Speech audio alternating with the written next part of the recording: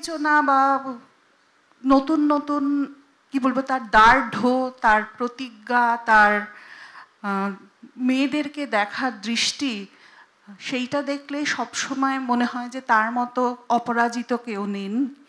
কিন্তু তিনি যেভাবে সব কিছু সহ্য করে চলেছেন গোটা মহাভারত জুড়ে, তাতে আমার কোথাও মনে হয় যে তিনি বোধহয় সত্যি খুব পরাজিত।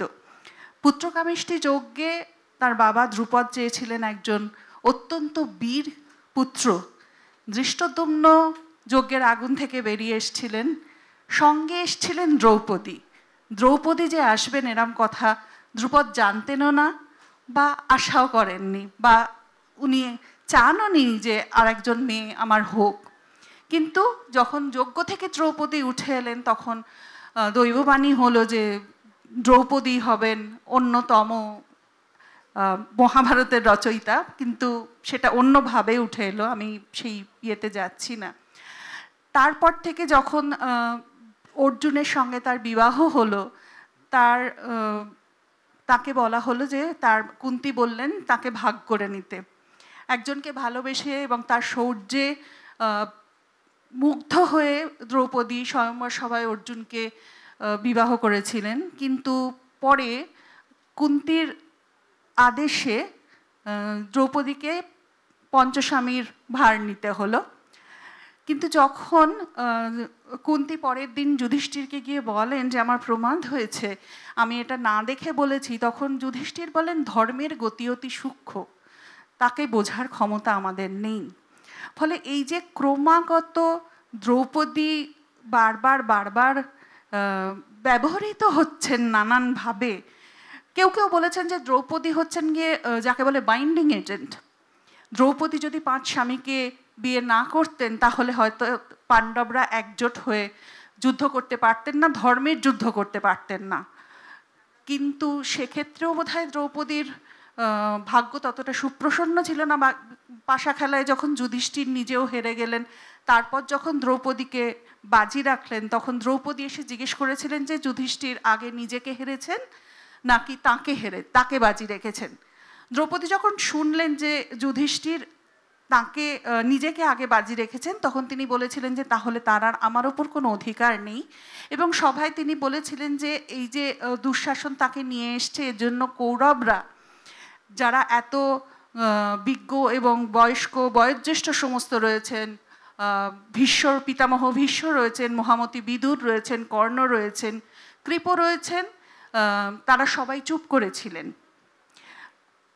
তখনও ভীষ্ম বলেন, যখন ভীষ্মের কাছে দ্রৌপদী প্রশ্ন করলেন যে আপনি এর বিচার করুন, তখন ভীষ্ম বলেছিলেন যে ধর্মের গতি অতি সূক্ষ্ম, তার প্রকৃতি বোঝা আমাদের পক্ষে সম্ভব নয়।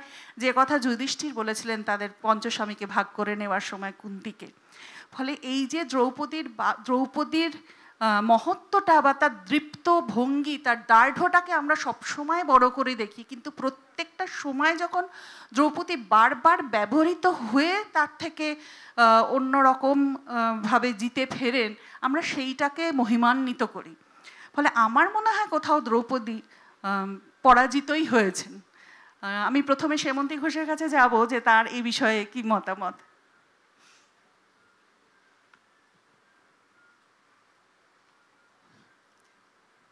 যদিও এটা আলোচনা সভা, কিন্তু শোনা যাচ্ছে? আমার মনে হয় এইটাতে তুমি যদিও এটা একটা আলোচনা সভা, কিন্তু সঞ্চারী যেভাবে শুরু করলো তাতে বলতেই হয় যে এটা প্রায় বিতর্কের মতো শোনাতে পারে। তবে এই সমস্ত প্রশ্নে যাওয়ার আগেই আমি একটা অন্য কথা বলি। কিছুদিন আগে, মানে বছরখানেক আগে, আমি তো সংবাদ জগতে কাজ করি, ফলে একটা সংবাদ পড়েছিলাম, সেটা মাথার মধ্যে থেকে গেছে।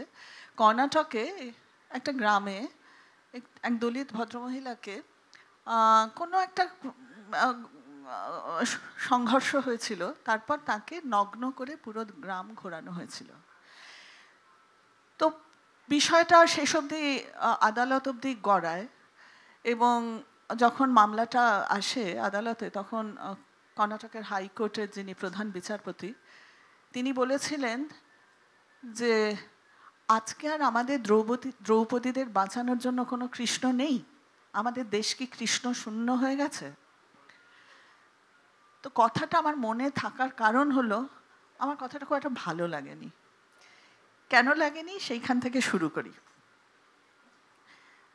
দ্রৌপদী পরাজিত সম্রাজ্ঞী, সঞ্চারী সেটাই বলছিল, এবং সেখান থেকে প্রায় একটা ডিবেটের মতো করে আমি শুরু করি। কারণ আমি আসলে পরাজিত বা পরাজয় যে ধারণা, সেটাকেই আমার প্রশ্ন করতে ইচ্ছা করে দ্রৌপদীর কথা ভাবলে। কারণ পরাজয় ঠিক আমরা কাকে বলি? একটা অপমান হলে, একটা নির্যাতন হলে সেটাকে কি পরাজয় বলা উচিত? নাকি যিনি পরাজিত তিনি পরাজয়টাকে কেমন করে ধারণ করছেন, কিভাবে সেটা নিজের মধ্যে নিয়ে তারপরে তার থেকে উঠে দাঁড়াচ্ছেন, নির্যাতনের বিষয়টি কিভাবে সবার সামনে আনছেন, কিংবা সেটা নিয়ে কিভাবে বাঁচছেন, এটার মধ্য দিয়ে আর একটা গল্প বেরিয়ে আসে। এবং তখন হয়তো পরাজিত তিনিও জয়ী হয়ে যান। এটা শুধু কোনো রমণীর কথা নয়, এটা অনেক সময় অনেক রকম পরিস্থিতিতে পুরুষ নারী নির্বিশেষে মানুষের কথা, যে আমরা কখন পরাজিত বলে সত্যিই নিজেদের মনে করবো, আর পরাজয়টাকে কিভাবে আমরা জয়ে পরিণত করে ফেলতে পারবো। সেটা আসলে এটা এমনিতে খুব আমার কাছে ব্যক্তিগতভাবে গুরুত্বপূর্ণ, এই জন্য যে ছোটবেলা থেকে যখন মহাভারত পড়েছি আমি খুব মন দিয়ে ভাবছিলাম, এমনকি শিশু বয়সেও দ্রৌপদীকে কখনো আমার একজন ভীষণ দুঃখী ক্যারেক্টার বলে মনে হয়নি।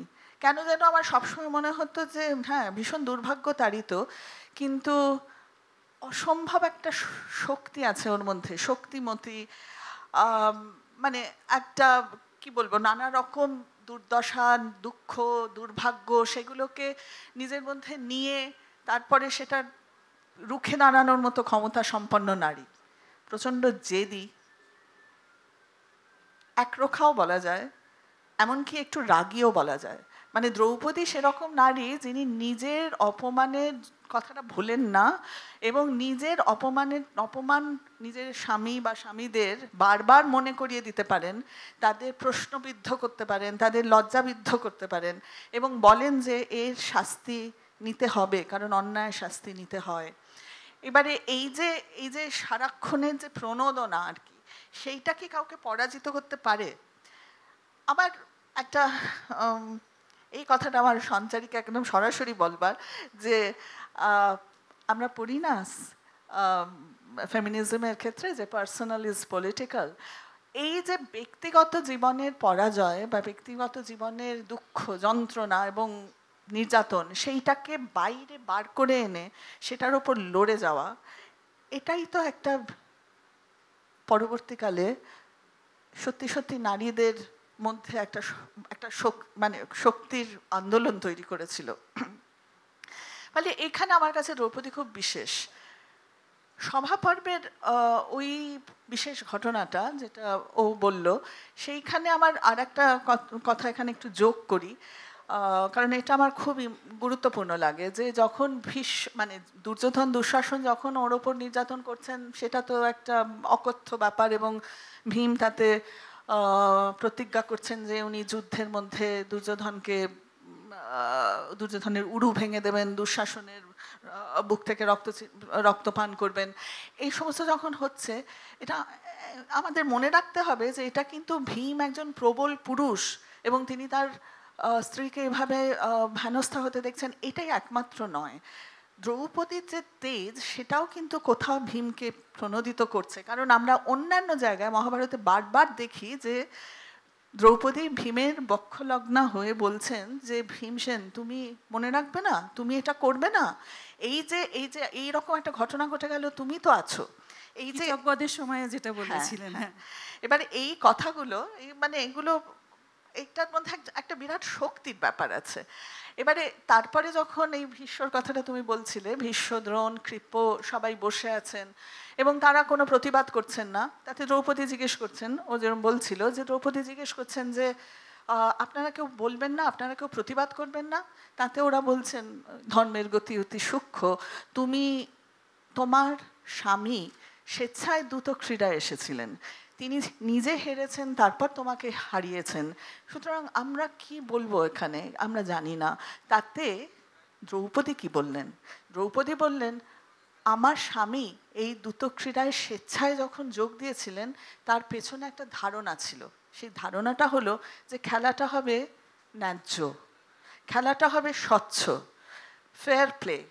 কিন্তু সেটা যে হয়নি সেটা তো উনি জানতেন না। আপনারা তো জানেন, এখন আপনারা তো জানেন যে খেলাটা কিভাবে হয়েছে, তাহলে আপনারা কেন বলবেন না? এই যে পুরো খেলার প্রথম থেকে প্রশ্ন করা, খেলাটা কোন শর্তে তৈরি হচ্ছিল এবং কিভাবে সেটা মানে বিপথে চালিত করলো, এই জায়গাটা থেকে প্রশ্ন করা যখন উনি সভায় নির্যাতিত হচ্ছেন, এ কি কোনো পরাজিত নারী হতে পারে?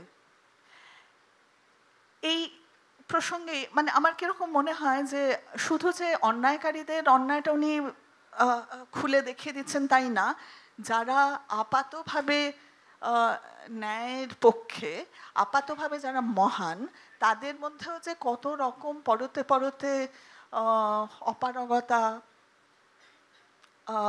কি বলবো, মানে না পারা এবং উদাসীনতা, এবং কোথাও কোথাও এটাকে একটু এভাবেই বলি যে সিস্টেমের সঙ্গে কম্প্রোমাইজ করা কিংবা কমপ্লিসিটি তৈরি করা, এইগুলো যে কিভাবে পরতে পরতে থাকে সেইটা উনি চোখের সামনে দেখিয়ে দিচ্ছেন। এবং আমার আজকের কিছু মানে আধুনিক কিছু কথা শব্দ ব্যবহার করে বলতে ইচ্ছা করে যে আমাদের যে তথাকথিত লিবারাল কিংবা এনলাইটেন স্পেস, তার মধ্যেও যে আসলে কত অন্ধকার থাকে, তার মধ্যে যে কত কম্প্রোমাইজ থাকে, দ্রৌপদীর মধ্য দিয়ে, দ্রৌপদীর কথার মধ্য দিয়ে সেটা বেরিয়ে আসছে। সুতরাং এটা একটা বিরাট বড় ব্যাপার। আর একটা জিনিস এখানে বলি এই প্রসঙ্গেই, দ্রৌপদী শুধু পার্সোনালকে পলিটিক্যাল করেছিলেন এটাই সবটা না। দ্রৌপদী বোধহয় পলিটিক্যালকে একটা পলিটিক্যাল অ্যাক্টিভিজমের দিকেও নিয়ে যাচ্ছিলেন, একটু বেশি বলে ফেলছি, একটা কনফ্রন্টেশনাল একটা ধর্মের কথা বলছিলেন। কেন এই কথাটা বলছি, আমি রাজশেখর বসু আরেকবার উল্টে পড়ছিলাম, পড়তে পড়তে দেখছিলাম যে সভা পর্বের পর যে বন পর্ব, তাতে যুধিষ্ঠিরের সাথে দ্রৌপদীর একটা অসাধারণ কথোপকথন আছে, এবং এইটা আমরা সহসা খুব মনে রাখি না সব সময়, কিন্তু এই কথোপকথনটা ভীষণ গুরুত্বপূর্ণ বলে আমার মনে হয় দ্রৌপদীকে বোঝার জন্য, এমনকি মহাভারতকে বোঝার জন্য। এখানে দ্রৌপদী যুধিষ্ঠিরকে একেবারে সরাসরি চ্যালেঞ্জ করছেন যে তুমি তোমার ভালো মানুষই কিংবা তোমার ঔদার্যের মধ্য দিয়ে যদি অন্যকে যন্ত্রণা দাও, তাহলে কি তার কোনো মূল্য আছে? তোমাকে জানতে হবে যে কাকে ক্ষমা করা যায় আর কাকে ক্ষমা করা যায় না। যুধিষ্ঠিরের বিবেচনাকে উনি প্রশ্ন করছেন, এবং একদম পুরাণ থেকে প্রহ্লাদের উদাহরণ টেনে এনে বলছেন যে সবসময় তেজ ভালো নয়, কিন্তু সবসময় ক্ষমাও ভালো নয়। যথাকালে মৃদু হবে, যথাকালে কঠোর হবে। যে তোমার উপকার করেছে তার অপরাধ তুমি ভুলে যেতে পারো, যে না জেনে অপরাধ করেছে তার অপরাধও তুমি ভুলে যেতে পারো, কিন্তু যে জেনে শুনে বুঝে অন্যায় করেছে, অপরাধ করেছে, তাকে কেন তুমি ক্ষমা করবে? এই যে এত বড় কথাটা, মানে এটা ভাবাই যায় না যে মহাভারত রচয়িতা তিনি দ্রৌপদীর মুখে বসাচ্ছেন। এটা তো একটা বিকল্প ধর্মের কথা, মানে বিকল্প ধর্মের একটা আখ্যান তৈরি করা, ধর্ম কাকে বলে সেইটার একটা আলাদা আখ্যান তৈরি করা, সেটা দ্রৌপদীর মুখে বসাচ্ছেন ব্যাসদেব। এমনি এমনি নয়, কারণ দ্রৌপদীকে উনি একজন অনন্য নারী হিসেবেই তৈরি করতে চেয়েছেন। এইটা সেই রকম সময়, যেমন সঞ্জারি বলছিল যে সত্যিই তো তখন নারীর পরিস্থিতি কীরকম, যে তাকে জন্মের সময় চাওয়া হয় না, তার বিয়ের সময় মত নেওয়া হয় না, এমনকি নিয়োগ প্রথা আমরা জানি যে তার কোনো মতামতের অপেক্ষা করে না তার যৌন সঙ্গী বেছে নেওয়ার জন্য। সুতরাং এইরকম একটা সময় দ্রৌপদীর মুখ দিয়ে এই কথাগুলো বলা, এটা একটা বিরাট ব্যাপার বলে আমার মনে হয়। আমি 3টে লাইন একটুখানি না পড়ে পারছি না, কারণ আমার নিজের কাছে এটা একটা ডিসকভারি বলা যায়। উনি বলছেন যে বিধাতা প্রাণীগণকে মাতা পিতার দৃষ্টিতে দেখেন না, তিনি তাদের সঙ্গে রুষ্ট ব্যবহার করেন। তোমার মানে যুধিষ্ঠিরকে বলছেন, তোমার বিপদ ও দুর্যোধনের সমৃদ্ধি দেখে আমি বিধাতারই নিন্দা করছি, যিনি এই বিষম ব্যবস্থা করেছেন। যদি লোকে পাপকর্মের ফল ভোগ করে তবে ঈশ্বরও পাপকর্মে লিপ্ত, আর যদি কেউ পাপ করেও ফল ভোগ না করে তাহলে সে বলবান। আজ দুর্বলের জন্য আমার শোক হচ্ছে। এই যে দুর্বলের জন্য শোক করে কিছু করতে চাওয়া, এটা একটা বিরাট দার্ঢ্য, বিরাট একটা শক্তির পরিচয়, যে পরিচয়টা এই সম্রাজ্ঞী ছিল। তিনি পরাজিত হতে পারেন, কিন্তু তিনি যে তার মধ্যে এতটা শক্তি ধরেন সেটা আমরা জানি, কারণ পরবর্তীকালেও দেখেছি যে নানা গল্পে কাহিনীতে তার এই শক্তিটাকে সেলিব্রেট করা হয়েছে। একটা কথা বলে, আর বেশি বাড়াবো না, একটা কথা বলে না বলে পারছি না, যে মহাশ্বেতা দেবীর দ্রৌপদী গল্প। মহাশ্বেতা দেবীর সেই গল্পে কি ছিল, একটি সাঁওতাল নকশাল মেয়ে, সে সবার সাথে একদম একসঙ্গে যে লড়াই করছে, সেই লড়াইয়ের মধ্যে সে উচ্চবর্ণ মানুষের টিউবওয়েল চুরি করছে, থানা আক্রমণ করছে, সেখান থেকে বন্দুক ছিনতাই করছে, এই সমস্ত করতে করতে তারপর সে গ্রেফতার হচ্ছে। গ্রেফতার হওয়ার পরে খুব নৃশংসভাবে ধর্ষিত হচ্ছে। ধর্ষিত হওয়ার পর সে অজ্ঞান হয়ে যাচ্ছে, আর জ্ঞান ফিরলে সে নগ্ন দেহে রক্তাক্ত যোনি নিয়ে, ক্ষতবিক্ষত স্তন নিয়ে সে সবার সামনে হেঁটে বেরিয়ে আসছে, এবং সম্পূর্ণ প্রত্যয়ের সঙ্গে এমনভাবেই হেঁটে বেরিয়ে আসছে যে সেনানায়ক তিনি হতভম্ব হয়ে যাচ্ছেন, তিনি জানেন না কি করতে হবে এর সামনে। তিনি ভেবেছিলেন তিনি জয়ী হয়েছেন, কিন্তু এখন ওর সেই ক্ষতবিক্ষত দেহ দিয়ে ও যেন সেটাকে একটা অস্ত্র করে তুলেছে, এবং সেই অস্ত্রে তিনি পরাভূত হয়ে যাচ্ছেন। এই যে নিজের বিক্ষত দেহ এবং বিধ্বস্ত সম্মান দিয়ে লড়াকু মেয়ের ঘুরে দাঁড়ানো, দ্রৌপদী এটার প্রতীক। দ্রৌপদী পরাজিত সম্রাজ্ঞী হতে পারেন, কিন্তু নারী হিসেবে, মানুষ হিসেবে বিরাট জয়ী। থ্যাংক ইউ সেমন্তী দি। আমি অলমোস্ট কনভিন্সড হয়ে গেছি যে আমি যেটা প্রথমে বলছিলাম সেটা নিশ্চয়ই ভুল, আমারই মহাভারত ভুল করে পড়া হয়েছে হয়তো। কিন্তু আবার এখন একটা জিনিস মনে পড়ছে, যে যখন কীচকে বিরাট রাজার শালা কীচক যখন অজ্ঞাতবাসে রয়েছেন, এবং দ্রৌপদীর প্রতি তার লোভ হচ্ছে, এবং তিনি চেষ্টা করছেন যে দ্রৌপদীর ওপর বল প্রয়োগ করার, এবং তাকে বিরাট রাজার সভায় এসে লাথি মারা হচ্ছে। একজন সম্রাজ্ঞীকে কি এইটা করা যায়? যেমনই সে হোক না কেন, একজন মেয়েকে কি এইটা করা যায়? এইটা নিয়ে যখন যুধিষ্ঠিরের কাছে যাচ্ছেন দ্রৌপদী, তখন যুধিষ্ঠির বলছেন সৈরিন্দ্রী নাটক করো না, কারণ এই সময় যদি ওদের কভারটা ব্লো আপ হয়ে যায় তাহলে ওদের অজ্ঞাতবাসের পর আবার বনবাস চলে যেতে হবে, এবং ইন্দ্রপ্রস্থ কুরুক্ষেত্র বা কৌরব বংশের ইন্দ্রপ্রস্থ থেকে আবার তাদের চলে যেতে হবে। এই যে এইখানে তাকে মেনে নিতেই হচ্ছে, এটা পরে তিনি ভীমকে যাকে বলে ইনস্টিকেট করে করে কীচক বধের একটা পথ বের করেন, তিনি থেমে থাকেন না। কিন্তু আমরা যাকে ধর্ম বলে ভাবছি যুধিষ্ঠিরকে সবসময়, যাকে গোটা মহাভারত জানছে যে ইনি একমাত্র ধর্ম, তিনি, এবং আমরা দেখছি যে সশরীরে তিনি যেতে পারছেন, মহাপ্রস্থানের পথে গিয়ে স্বর্গে যেতে পারতেন, কারণ তার মধ্যে ধর্ম প্রথিত রয়েছে বলে। কিন্তু তার পক্ষে এই কথাটা বলা কি তার স্ত্রীকে হারিয়ে দেওয়া নয়? সাথে দেখি বলো। সবচেয়ে সমস্যার জায়গা এটাই যে যদি তখনকার বিধি ব্যবস্থা, ধর্ম মানে কি, ধর্মের মধ্যে আমরা একটা পারলৌকিক ধর্মের কথা আছে, আবার এখন আমরা যেটাকে বলি আইন, তাই তো, আইন শৃঙ্খলা বিধি, কি নির্দেশ নামা মেনে তুমি বিচার করবে, তোমার কর্তব্য স্থির করবে। এই অর্থে যদি দেখি তাহলে কিন্তু সত্যি অধর্ম নয়, এটা একটা আমাদের খুব ভয়ঙ্কর পরিস্থিতি। আমরা আরও আগে থেকে শুরু করতে পারি। রামায়ণের কথা ভাবো। রামায়ণে আমরা দেখি যে যখন কইকেয়ী বলছেন যে রামকে যে তোমাকে চলে যেতে হবে, তখন রাম বলছেন যে আমি সত্য রক্ষার জন্য ভরতকে রাজ্য, ধন, এমনকি সীতা সবই দিয়ে চলে যেতে পারি। সুতরাং কথাটা হচ্ছে যে একজন মহিলা সে যে স্বাধীন অধীন নয়, তিনি যে কারো সম্পত্তি, কারো সম্পদ।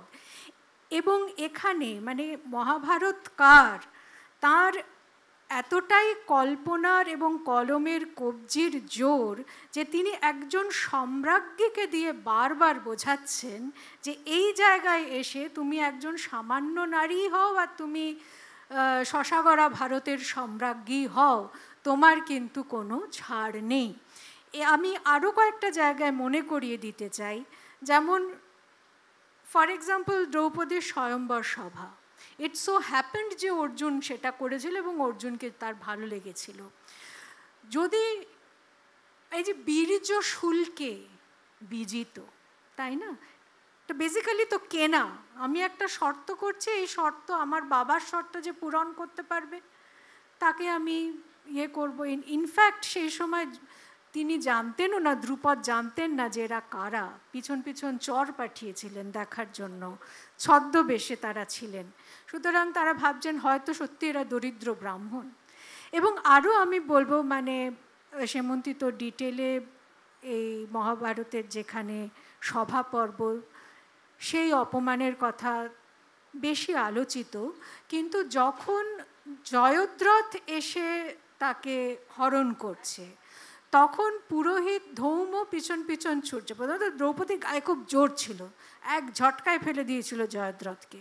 তারপর উঠে এসে জয়দ্রথ আবার তাকে জোর করে চুল ধরে টেনে তুলছে, রথে যখন নিয়ে যাচ্ছে পিছন পিছন ছুটতে ছুটতে পুরোহিত ধৌম কি বলছে, বলছে যে জয়দ্রথ তুমি এই পাপ কাজ করতে পারো না, তুমি পাণ্ডবদের পরাজিত না করে দ্রৌপদীকে নিয়ে যেতে পারো না।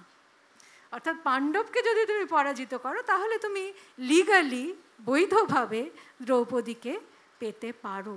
সুতরাং মানে এখানে আমি এখানে হয়তো সভায় ওই যুধিষ্ঠিরের পাশা খেলা নিজেকে হেরে যাওয়ার পর দ্রৌপদীকে যখন বাজি রাখছে, এটাতে মানে আমি বিজিতা না আমি অজিতা, আমি অজিতা, হ্যাঁ, তখন মানে ভীষ্ম কপালের ঘর্ম মোচন করতে করতে বলছে যে দেখো এটা ঠিক যে যুধিষ্ঠির আগে নিজেকে পণ রেখেছেন, আবার এটাও ঠিক যে একজন পত্নীর উপর তার পতির যে অধিকার সেটা সারা জীবনের, সেটাকে চ্যালেঞ্জ করা যায় না।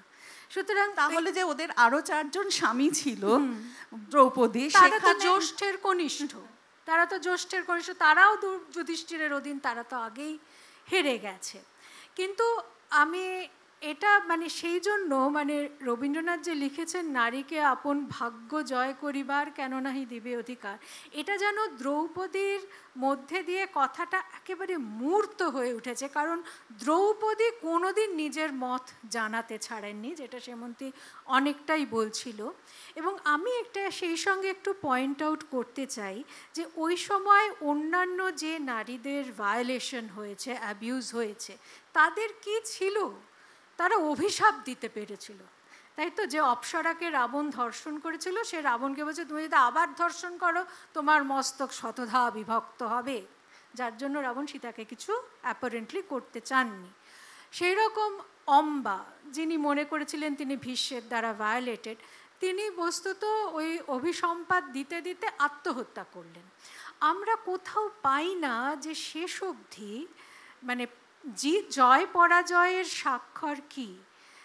জয়ের স্বাক্ষর যদি এই হয় যে আমার যা ইচ্ছা তাই আমি কোনো না কোনোভাবে সফল করব, পূর্ণ করব, বাস্তবে সেটাই আমি ঘটাবো, তাহলে আমরা কি কি দেখি যে দ্রৌপদী কিন্তু যা যা চেয়েছেন, প্রথমত উনি কর্ণকে বিয়ে করতে চাননি, উনি কর্ণকে বিয়ে করেননি।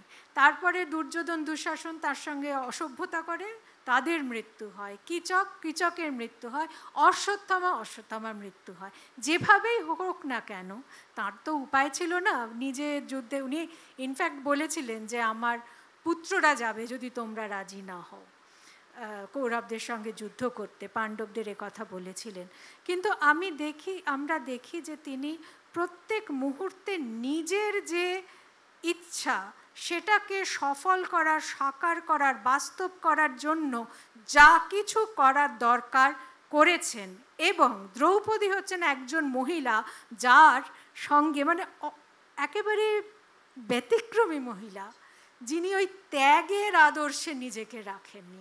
ওনার কাছে ত্যাগ ফ্যাগের কোনো, যেটা ওই সীতা, সাবিত্রী, দময়ন্তী যা যা গল্প মহাভারতে আছে তার কোনোটার সঙ্গে দ্রৌপদীর কোনো মিল নেই। যে খুব ইম্পর্ট্যান্ট কথোপকথনটার কথা বলছিল সেমন্তী, আমি সেটা সূত্র ধরেই বলতে চাই যে উনি শুধু যে নিজের স্বামীকে চ্যালেঞ্জ করেছিলেন তা নয়, তিনি বারবার বিধাতাকে চ্যালেঞ্জ করা মানে কি, বিধিকেই চ্যালেঞ্জ করা, মানে যে ব্যবস্থাটা মেয়েদের শুরু থেকেই পরাজিত করে রেখেছে সেই ব্যবস্থাটাকে কিন্তু উনি বারবার চ্যালেঞ্জ করেছেন। এবং শেষ অবধি কিন্তু আমরা বলছি বটে পরাজিত সম্রাজ্ঞী, কিন্তু শেষ অবধি কুরুক্ষেত্র জয়ের পর তো অনেক দুঃখের মধ্যে দিয়েও দ্রৌপদী সম্রাজ্ঞী হয়েছিলেন। তিনি যখন ছেড়ে গেছিলেন স্বেচ্ছায় ছেড়ে গেছিলেন, কিন্তু তাকে কেউ হারাতে পারেন। হ্যাঁ, কিন্তু আমার এইখানে না একটা জিনিসে খুব কষ্ট হয়, যে যেখানে যখন তুমি যেটা বলছেন যে তিনি জিতে গিয়েই ত্যাগ করেছিলেন সব কিছু, যখন মহাপ্রস্থানের পথে যাচ্ছে তখন তিনি প্রথম পড়ে গেলেন এবং পড়ে গিয়ে তিনি মৃত্যুবরণ করলেন আর কি। তখন ভীম এসে যখন যুধিষ্ঠিরকে জিজ্ঞেস করলেন যে কেন এরকমভাবে পাঞ্চালী পড়ে গেছে এবং তাকে আমরা কেন কিছু মানে সাহায্য করছি না, তখন যুধিষ্ঠির বললেন যে পাঞ্চালী অর্জুনকে বেশি ভালোবাসতো, তাই জন্য মানে অর্জুনকে বেশি প্রেফার করতে বলে আজকে তার এই অবস্থা, এই পরিণতি। কিন্তু এইখানে তাহলে তার যুক্তিটা কোথায় আর কি, যে এই যে সে তো জেনেই ছিল যে সে অর্জুনকে বিয়ে করছে, সে তো চেয়েছিল অর্জুনকে বিয়ে করতে, সেখানে তাকে জোর করে 5 জনকে বিয়ে করে তার বিধান দিয়ে বেঁধে তাকে করতে বলা হলো। এবং তার সমস্ত যুদ্ধের পর যখন দ্রৌপদী ভাবলো যে সে জিতে যাচ্ছে, তখন ধর্ম এসে বলছে যে না, ও প্রেফার করেছিল অর্জুনকে বেশি, তাই জন্য সে প্রথম মৃত্যুবরণ করলো, সে স্বর্গে যেতে পারলো না। এইখানে তাহলে দ্রৌপদীর স্থানটা কোথায় থাকলো?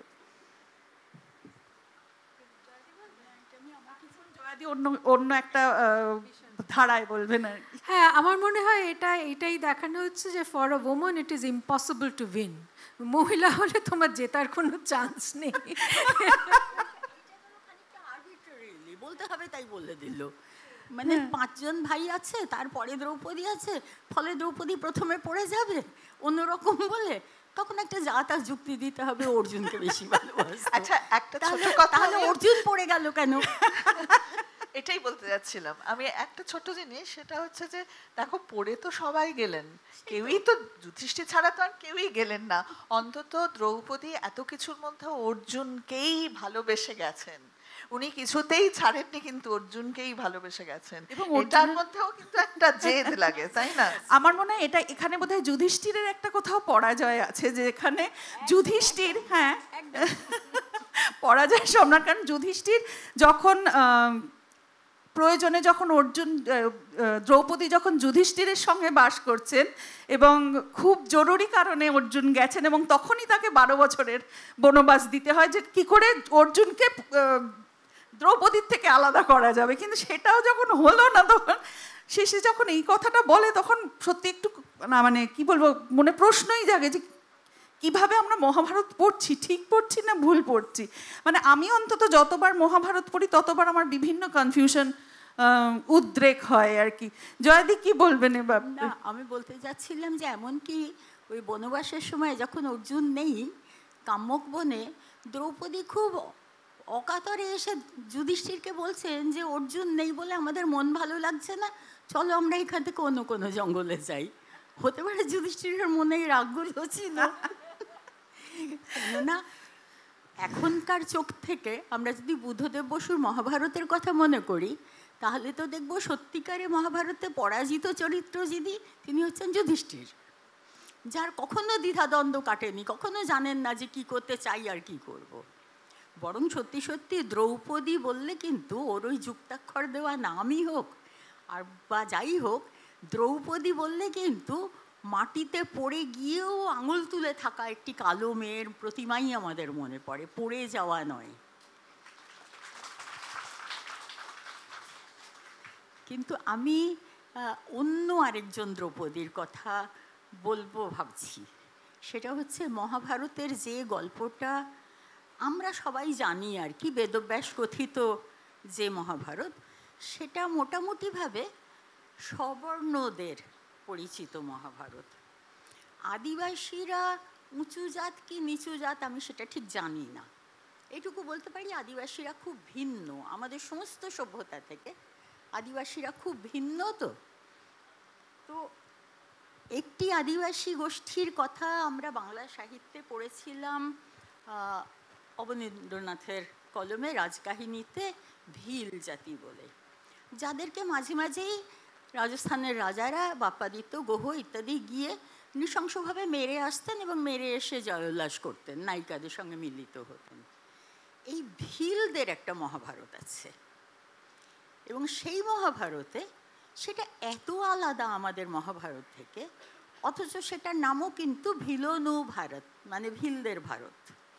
তাতে একজন দ্রৌপদী আছে, তাতে কুন্তী আছেন, গান্ধারী আছেন, সবাই আছেন। এই ভিন্নতাটা আমাকে মানে কি বলবো, সপাটে ফেলে দেওয়া যাকে বলে। এই বইটা বাংলা অনুবাদ করার আগে প্রথম যখন আমি বইটা পড়ি, তখন আমি শুধু ওই বইটা ওই সপাটে পড়ে গিয়ে আমি ঠিক করি যে এই বইটা আমি বাংলা করবই, যেমন করেই হোক। কেননা এইরকম অদ্ভুত একটা টেক্সট আমারই দেশের কোনো একটা প্রান্তের মানুষরা মহাভারত হিসেবে যূথবদ্ধ গায়নের মধ্যে দিয়ে পড়ে আসছেন কে জানে কতশো বছর ধরে, হয়তো 1000 বছর ধরেও হতে পারে। তো এইটা সম্পর্কে কিছু জানি না, আমার সব ভাষাভাষী বন্ধুরা জানেন না। এই আগ্রহ থেকে আমি এই দ্রৌপদীকে আবিষ্কার করেছিলাম। সেই দ্রৌপদীর সঙ্গে পাণ্ডবদের দেখা হয়। পাণ্ডবরা রাজার ছেলে, হস্তিনাপুরেই থাকে। কৌরবরা হচ্ছে 78 ভাই, তারা ধবলাগড় বলে একটা জায়গায় থাকে। আর এই বইটা অদ্ভুত অদ্ভুত একেবারে।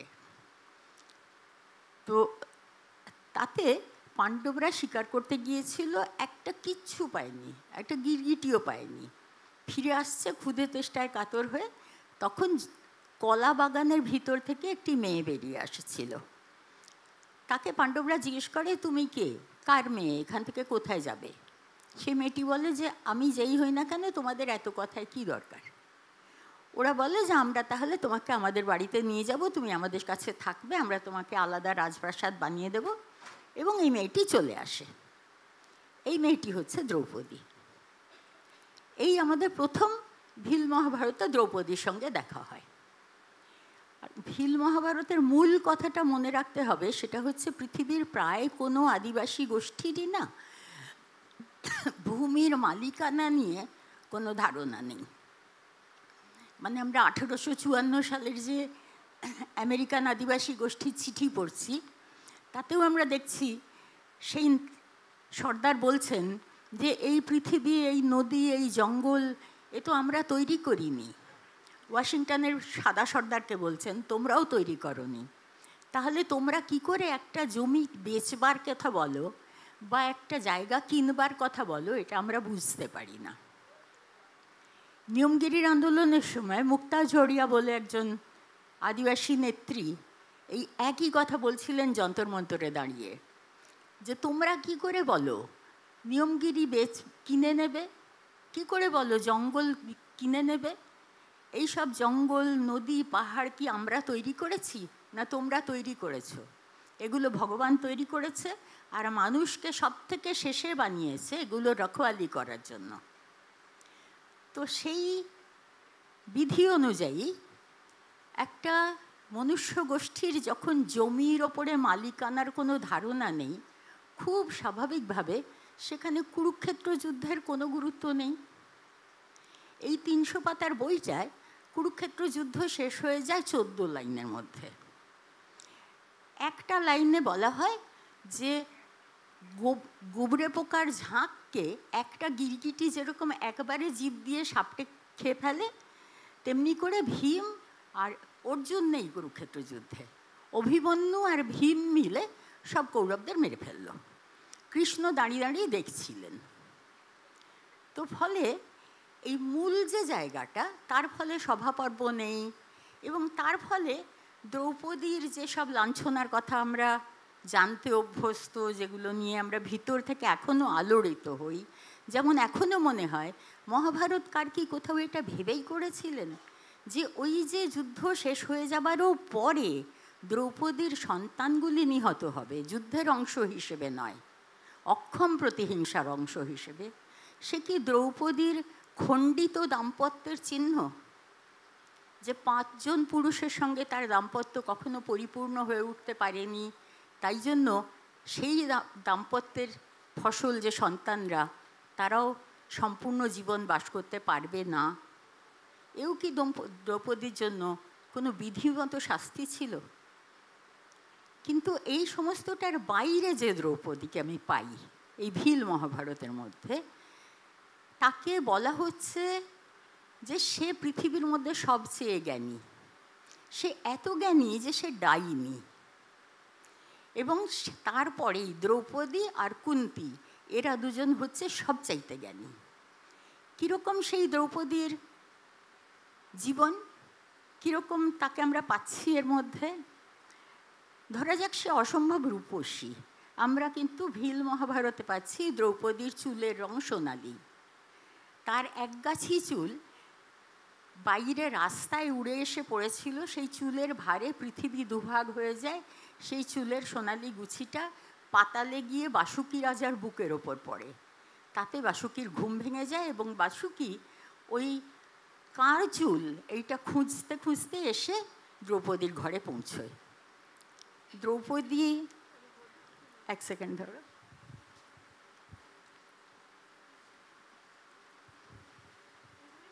না ঠিক আছে।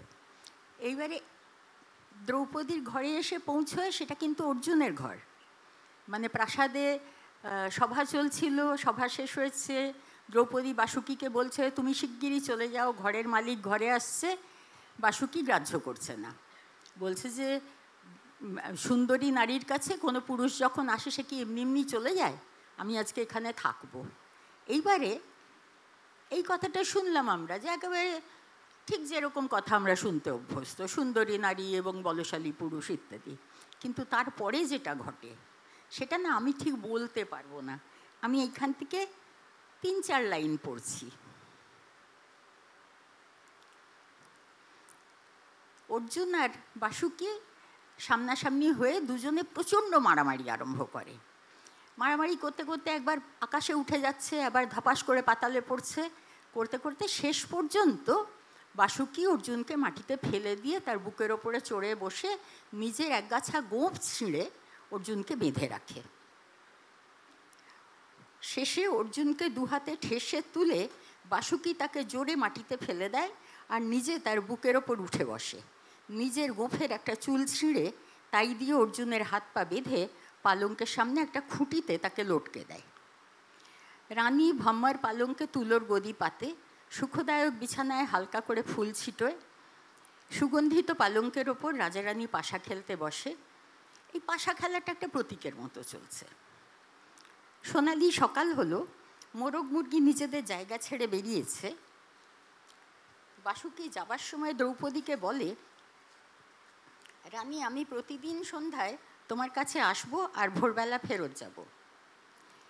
এই কথা বলে যাবার সময় খাপ থেকে তলোয়ার বার করে বাসুকি অর্জুনকে বেঁধে ঝুলিয়ে রাখা চুলটা কেটে দিয়ে যায়। অর্জুন ধরাম করে মাটিতে পড়ে। পাতালের রাজা ধীরে সুস্থে বাদলমহলের সিঁড়ি বেয়ে নামে, বাগিচায় এসে ঘোড়ার পিঠে উঠে বসে। অর্জুন সশব্দে নিচে আছড়ে পড়ে। পুরো প্রাসাদে সেই পড়বার শব্দ শোনা যায়। দ্রৌপদী ছুটে অর্জুনের কাছে আসে আর আদর যত্ন করে তাকে তুলে বসায়, দাঁড় করিয়ে ধরে ধরে পালঙ্কে নিয়ে যায়। তারপর রানী তামার পাত্রে জল গরম করে হাত পা ঘষে ঘষে তাকে স্নান করায়। অর্জুন বলে, রানী এ তো মহা মুশকিল হয়ে দাঁড়ালো, তোর পক্ষে তো ভালো, কিন্তু আমার তো গায়ে প্রচণ্ড ব্যথা হচ্ছে। এছাড়া অর্জুনের কিন্তু আমরা আর কোনো রিয়াকশান পেলাম না। ওই অসাধারণ ঘটনাগুলোর পরে অর্জুনের একমাত্র রিয়াকশান যে রানী আমার তো গায়ে খুব ব্যথা হচ্ছে। আমরা জানি না তারপরে দ্রৌপদী ওর হাত পা টিপে দেয় কি না, কিন্তু যাই হোক, এই যে মানে দ্রৌপদী বললে অন্য যে কোনো নারী, সমস্ত নারী এবং সভাপর্বে লাঞ্ছনার যে মূল জায়গাটা, একটি নারীকে তার শারীরিক সতীত্ব দিয়েই চিহ্নিত করা। একটি নারী মানে তার তার সমস্ত অস্তিত্ব মানে হচ্ছে তার শরীর। এইটাকে এই যে একেবারে কোনো দান না দেওয়া, একনিষ্ঠতা, সতীত্ব, 5 জন স্বামী না 1 জন স্বামী, কিছু এলো গেল না, এই অদ্ভুত জায়গাটা দিয়ে একটা সম্পূর্ণ আলাদা দ্রৌপদী বেরিয়ে আসে। যেই দ্রৌপদী কিন্তু অনেক পরে যখন এদের পাণ্ডবদের অজানা পাপে এদের বাবা পাণ্ডু কালো কুকুর হয়ে ঘুরে ঘুরে বেড়াচ্ছে, সেইটা দ্রৌপদী, যেহেতু দ্রৌপদী সবচেয়ে জ্ঞানী, শুধু দ্রৌপদী জানতে পেরেছে, এবং সে খাবার দেওয়ার জায়গায় 5 পাণ্ডব যখন বসে আছে তখন তাদের সামনে দিয়ে সোনার থালায় করে ভাত 5 ব্যঞ্জন সাজিয়ে নিয়ে এসে কুকুর, কালো কুকুর বসেছিল সেখানে, অর্থাৎ পাণ্ডু রাজা সেখানে ছাইয়ের ওপরে বসেছিল, তার গলায় মালা পরিয়ে তার সামনে খাবারের থালাটা দেয়। ভীম খিদে সহ্য করতে পারে না, ফলে ভীম দ্রৌপদীকে অনেক কুকথা বলে, গায়ের নুন ছাল তুলে নেব, ভাবের লোককে আগে খাবার দিতে যাচ্ছিস, ওই কুকুরটা তোর ভাতার নাকি। এবং দ্রৌপদী উঠে এসে ভীমকে একটা চড় মারে, তারপরে বলে যে তোর পাপে তোর বাবার এই অবস্থা, ও আমার ভাবের লোক নয়, ও তোদের বাপ। এই দ্রৌপদী কোথাও না একদিকে যেমন একটা অদ্ভুত ধরনের ভিতরে ভিতরে তৃপ্তি দেয়, কেননা আমরা যারা ওই অন্য দ্রৌপদীকে চিনি, যাকে বারবার ভেঙে ভেঙে চুরমার করে দেওয়ার চেষ্টা হয়, পিষে পিষে মাটিতে মিশিয়ে দেওয়ার চেষ্টা হয়, সেই দ্রৌপদীর পরিচিত পাঠকরা কোথাও যেন একটা ভেতরে খুব তৃপ্তি পাই যে একজন বলশালী পুরুষকে, সে তার স্বামী হোক না হোক, তাকে টেনে একটা থাপ্পড় মারে শুধু খারাপ কথা বলছিল বলে। আর অন্যদিকে আমাদের ওই নারীর মূল্যায়নের সমস্ত অবধারণাটা প্রাচীন ভারতের, সেইটা একেবারে বিধ্বস্ত হয়ে যায়। এই উপাখ্যানটা মানে অনেকগুলো তলে এটা কাজ করে। যেমন যখন প্রশ্ন ওঠে যে তাহলে কৃষ্ণর কাছে যায় এরা, কৃষ্ণকে জিজ্ঞেস করতে যে কে তাহলে আমাদের উদ্ধার করবে আমাদের বাবাকে, কৃষ্ণ বলেন যে আমি বলতে পারবো না, তোমরা দ্রৌপদীকেই জিজ্ঞেস করো। দ্রৌপদী গিয়ে দ্রৌপদীর কাছে এরা যখন আসে, হাত জোড় করে সবাই বলে যে আমরা কি করব, কি করলে আমাদের বাবা স্বর্গ লাভ করবেন। তখন দ্রৌপদী বলে তোমরা যে পাপ করেছো সেইগুলো মোচন করলে। এই পাপগুলো কি? তখন দেখা যায় যে দ্রৌপদীর গুরু, কুন্তির গুরু এবং পাণ্ডু রাজার গুরু, এই 3 জন গুরুকে ঠিকমতো সম্মান করা হয়নি। পাণ্ডু রাজা মারা যাবার পরে যেসব যাগযজ্ঞ হয়েছিল তাতে। আশ্চর্য হচ্ছে এই 3 জন গুরুই হচ্ছেন সমাজের সবচেয়ে দলিত জাতির লোক। এবং দ্রৌপদী বলে যে তোমরা আমার গুরু হরগুরাবালাকে সম্মান করোনি, বলেছিলে যে ও তো নিচু জাতির লোক, ও এলে ওকে জুতো মেরে তাড়িয়ে দেব। তোমরা গধরবাসী মানে যারা উপান্তবাসী, শহরের একেবারে নোংরার মধ্যে বাস করে, কুন্তির গুরু গধরবাসীকে তোমরা সম্মান করোনি, সেই পাপে তোমাদের বাবা কুকুর হয়ে ঘুরে বেড়াচ্ছে। তারপরে যেসব বিচিত্র প্রায়শ্চিত্ত করতে হয়, যার সব থেকে তেজ বেশি সেই ভীমকে সবচেয়ে কঠিন প্রায়শ্চিত্ত করতে হয়। সেটা একটা আলাদা উপাখ্যান কিংবা অনেকগুলো আলাদা উপাখ্যান, কিন্তু সেইগুলোর ভেতর দিয়ে সম্পূর্ণ আলাদা এক মূর্তিমতী শক্তি উঠে দাঁড়ায় এমন একটা জনগোষ্ঠীর মধ্যে থেকে, যেখানে এইটা ভাববার কিন্তু কোনো কারণ নেই যে আদিবাসীদের মধ্যে মেয়েদের ওপরে উৎপীড়ন হয় না। কিন্তু ওই যেই কথাটা সেমন্তী একবার প্রথমে উল্লেখ করলো, দুর্বলদের জন্য আমার শোক হচ্ছে, এই দুর্বলদের জন্য শোকের আমরা জানি না যে এই ভিলরা, এরা তো মহাভারতের স্ট্রাকচারটা পেয়েছেন, হয়তো সেটা সবর্ণ সমাজের কাছ থেকেই পেয়েছেন কোথাও কোথাও। বহু ঘটনা আছে যেমন যেটা আমাদের একেবারে পরিচিত নয়, তেমনি এবার কিছু কিছু ঘটনা আছে যার কাঠামোটা আমাদের পরিচিত। ফলে ভাববার একটা কারণ থাকে যে হয়তো কোট আনকোট সভ্য সমাজের সঙ্গে মেলামেশার মধ্যে দিয়ে সেই খুব প্রাচীন রাজন্যগাথার কিছু অংশ এই ভিলদের কাছেও এসে পৌঁছেছিল, এবং সেইখানে যে শ্রুডনেস, যা তারা নিয়ত, যা তাদের সহ্য করতে হয়েছে, অকারণ নিষ্ঠুরতা, ছলনা, যা তাদের সহ্য করতে হয়েছে, সেইটাই হয়তো তাদের কাছে মনে হয়েছে যে এটাই বীরত্বের চিহ্ন। কেননা দ্রৌপদী যাদের মর্যাদা পুনঃপ্রতিষ্ঠিত করে পাণ্ডবদের ওপরে শোধ নেন, বিশেষ করে ভীমের ওপরে, এবং তার থেকেও বেশি কুন্তী, দ্রৌপদীর পরিপূরক চরিত্র হচ্ছেন ভিল মহাভারতে কুন্তী। কুন্তী যেগুলো করেন সেগুলো খুব নিচু স্তরের ছলনা। মানে কর্ণ কুন্তীকে পুজো করতে রাজি, সেখানে কুন্তী অভিমন্যুকে সঙ্গে করে নিয়ে গিয়ে শুধু শুধু কর্ণের যে অভেদ বর্ম সেটা চুরি করে নিয়ে আসেন।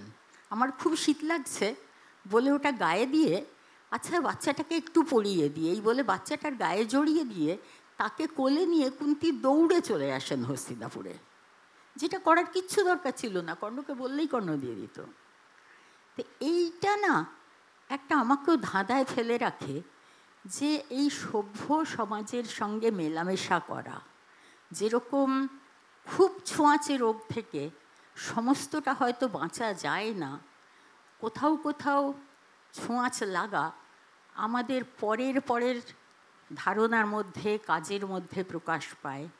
এই ভিল মহাভারত, যেটা এত আপাদমস্তক অন্যরকম, এত আলাদা মূল্যবোধের কথা বলে, এত আলাদা প্রতিমা তৈরি করে, তারও মধ্যে কোথাও রিফ্লেক্টেড হয়ে যা ওরা সহ্য করেছেন সভ্য সমাজের কাছ থেকে, কোথাও কোথাও সেই অকারণ জটিলতা, নিষ্ঠুরতা, অসততা, এগুলোকে কি ওরা জ্ঞানের অংশ বলে ভাবছিলেন? এই নতুন দ্রৌপদীকে আমি চাইবো যে আরেকটু বেশি বেশি লোকেরা যদি জানতেন তাহলে হয়তো এই কথাগুলো আরেকটু প্রসঙ্গ পেত। আমি প্রায় একতরফা কথা বললাম, কিন্তু আমার বলতে ইচ্ছে করলো এই অপরিচিত দ্রৌপদীর কথাও। ধন্যবাদ জয়াদি। আমাদের আর একদমই সময় নেই, ফলে মহাভারত নিয়ে আলোচনা করতে গেলে যে কোনো একটা অংশ, একটি চরিত্র আলোচনা করতে গেলেও যে পরিসর দরকার সেটা এখানে সম্ভব নয়। কথাতেই আছে যে যা নেই ভারতে তা নেই ভারতে। ফলে আমাদের এইখানেই শেষ করতে হচ্ছে অনুষ্ঠান। আমরা আসলে বোধহয় একজন পরাজিতের সম্রাজ্ঞীর মধ্যে দিয়ে আমরা যাদেরকে পরাজিত করতে চাই মেয়েরা, হয়তো তাদেরকেই পরাজিত করলাম। যে বিধি, যে সমাজ ব্যবস্থা, যে সমাজতন্ত্র এইরকমভাবে হারিয়ে দিয়ে যায় মেয়েদের, তার বিরুদ্ধে হয়তো আজকে অনেকটা কথা বা অনেকে উঠে দাঁড়ালেন আর কি আমাদের মহাভারতের চরিত্র থেকে। ধন্যবাদ, নমস্কার।